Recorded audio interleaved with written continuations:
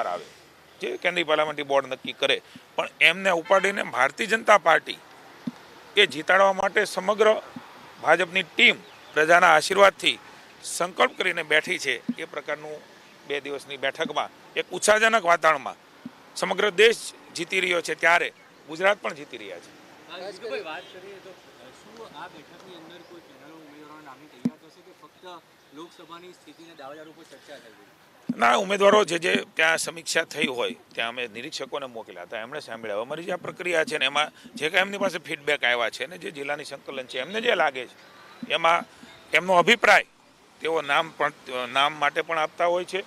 Political situation, કોંગ્રેસની સ્થિતિ, જે પ્રકારે કોંગ્રેસે હથકંડાઓ અપનાવ્યા હતા અને એમાં જે પ્રકારે ફેલ ગયા છે, સમગ્ર પ્રજા, હું માનું છું કે જ્ઞાતિ જાતિના રાજકારણથી પર આવી અને માત્ર રાજનીતિ કરવા માટે નીકળેલી કોંગ્રેસ ખુલ્લી પડી છે, ત્યારે એ પણ ચર્ચાઓ થઈ છે.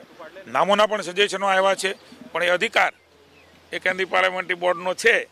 થોભો અને રાહ જોવો, ખૂબ સારા સમાચાર એ તમને મળી જશે. ગાંધીનગર બેઠક ઉપર જે રીતે નિરીક્ષકો ગયેલા હતા, ભાજપના રાષ્ટ્રીય અધ્યક્ષ અમિત શાહનું એક સુરે નામ આવેલું,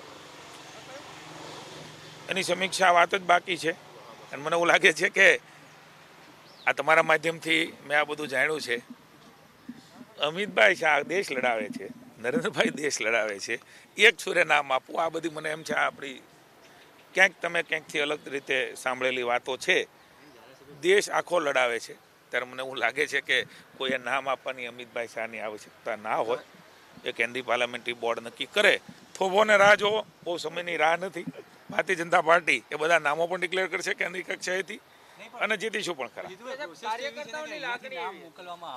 સજેશન થતું હોય છે એ આ બધા જ લોકોને સાંભળ્યા પછી અમે પણ ચૂંટણી સમિતિ એક દિવસ બેઠતા હોઈએ છીએ અને કુલ મળીને જે જીસ્ટ નીકળ્યું હોય છે એ જીસ્ટ પ્રમાણે અમે સજેશન એ કેન્દ્રીય પાર્લામેન્ટરી બોર્ડને અમિતભાઈ શાહના નેતૃત્વ નીચે એના અધ્યક્ષસ્થાને જે બોર્ડ છે, આદરણીય નરેન્દ્રભાઈ પણ એમાં વિશેષ ઉપસ્થિતિ હોય છે, ત્યારે અમે ગુજરાતની આખી પરિસ્થિતિ એમની પાસે મૂકી અને અમે પણ સજેશન કરતા હોઈએ છીએ.